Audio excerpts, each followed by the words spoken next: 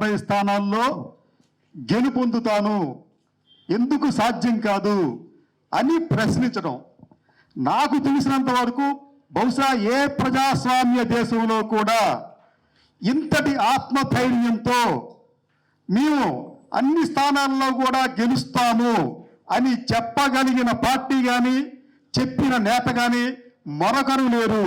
Even Modi గారు కూడా ఏం చెప్తారంటే, నేను అత్యధిక స్థానాల్లో గెలుస్తాను, మెజార్టీ వస్తుంది, 350 వస్తాయి అని చెప్తారే తప్ప అన్ని స్థానాల్లో గెలుపొందుతామని చెప్పిన నాయకుడు పార్టీ ఎక్కడా లేదు. ఇది జగన్మోహన్ రెడ్డి గారి అహంకారానికి కాదండి, ఆత్మస్థైర్యానికి అది నిదర్శనం. ఎందుకంటే ఆయనకి ఆత్మధైర్యం ఎవరిచ్చారు?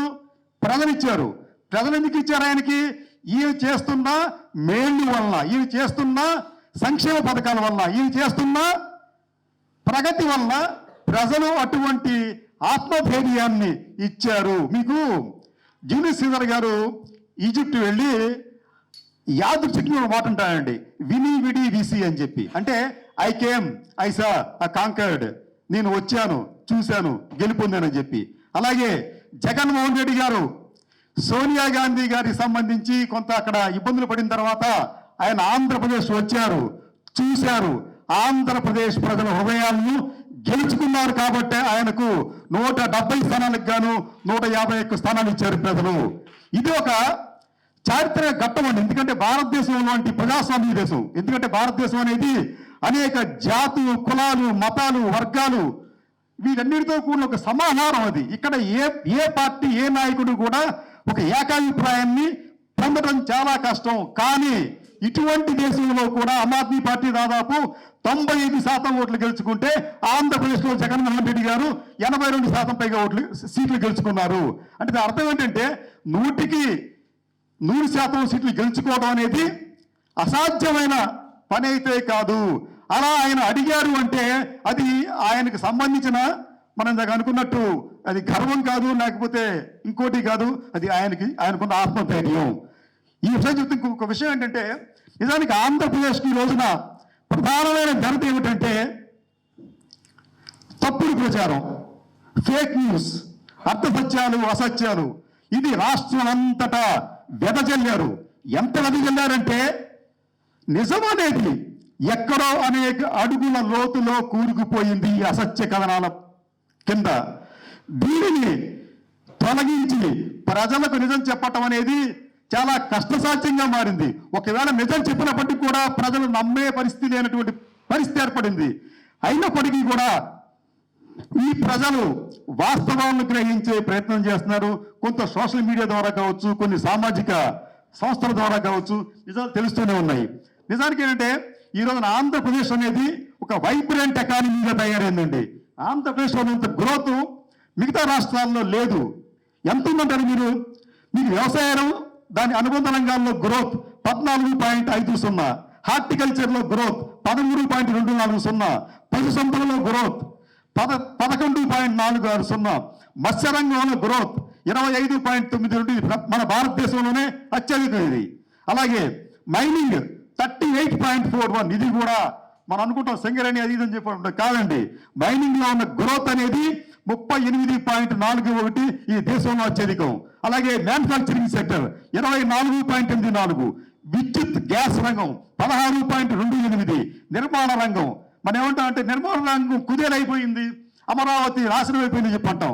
అంత బోగస్ అండి. మన సౌత్ ఇండియాలో అత్యధికంగా రిజిస్ట్రేషన్ జరుగుతుంది మన ఏపీలోనే.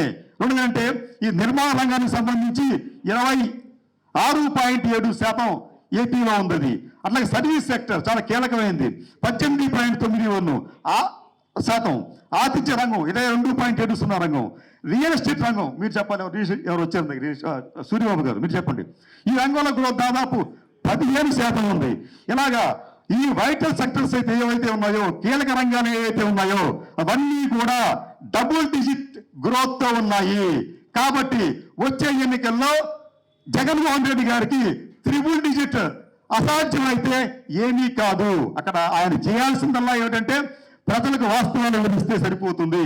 ఆ వివరించే ప్రయత్నంలో భాగంగానే వారు కూడా ఏదో ప్రయత్నాలు చేస్తూ ఉన్నారు. కానీ నా ప్రజలకు నా విజ్ఞప్తి ఏంటంటే, మనం ఒక్కసారి అవాస్తవాలతో మనం ముందుకు వెళ్ళామంటే, అర్థసత్యాలని నమ్మామంటే, మనం ఒక మంచి అంటే ప్రజలకు సంక్షేమం చేసే, ప్రజలకు అభివృద్ధి చేసే ఒక ప్రభుత్వాన్ని కోల్పోయే ప్రమాదం ఉంటుంది. కాబట్టి అటువంటి ప్రమాదాన్ని కొని తెచ్చుకోవద్దు, ఒక మంచి ప్రభుత్వాన్ని కోల్పోవద్దని చెప్పి చెబుతూ, చివరగా జగన్మోహన్ రెడ్డి గారు ఒకవైపు సంక్షేమం, మరోవైపు పారిశ్రామిక అభివృద్ధి, ఈ రెండూ కూడా సైలెంట్గా తీసుకెళ్తున్నాను నేను. ఇప్పుడు నిజంగా చెప్పాలంటే ఆంధ్రప్రదేశ్లో ఈ రోజున ఒక సైలెంట్ రెవల్యూషన్ జరుగుతుంది.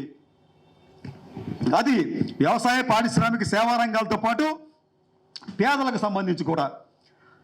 మన భారతదేశంలో ఏ రాష్ట్రంలో కూడా ఆంధ్రప్రదేశ్లో పేదలు పొందుతున్నంత లబ్ధి కానీ సంక్షేమం కానీ ఎక్కడా పొందడం లేదు. యోగి గారి పాలన కావచ్చు, లేదా ఇంకొక భోగి గారి పాలన కావచ్చు, ఎక్కడా కూడా ఇంత బెనిఫిట్స్ పొందడం లేదు. గత 4.5 సంవత్సరాలుగా 4.5 లక్షల కోట్ల రూపాయల బెనిఫిట్స్ అనేవి పేదవారికి అందాయి. అంటే ఒక రకంగా చెప్పాలంటే ఇది పేదవారికి స్వర్ణయుగం లాంటిది. ఎందుకంటే కొన్ని కుటుంబాలైతే సగటున 1,00,000 నుంచి 15 లక్షల వరకు కూడా లబ్ధి పొందాయి. 15 లక్షలు ఎట్లా ఇచ్చారంటే వారికి ఇచ్చిన ఇళ్ల స్థలం కావచ్చు, ఇల్లు కావచ్చు, ఇవన్నీ చూస్తూ ఉంటుంటే వారందరూ కూడా ఈ రోజున లక్షాధికారులు అయ్యారు. వారిలో ఆత్మవిశ్వాసం పెరిగింది. ఆ ఆత్మవిశ్వాసమే జగన్మోహన్ రెడ్డి గారికి నమ్మకం తేవడానికి కారణమైంది. అందుకనే వై నాట్ 175 అని చెప్పి అంటున్నారని చెప్పి మనం భావించాలి. ఇలా చెప్తూ మనం అనుకున్నట్టు ఇది పేదల పాలిట స్వర్ణయుగంగా ఇది మారింది. దీనిని కాపాడుకోవాల్సిన బాధ్యత మన అందరి మీద ఉందని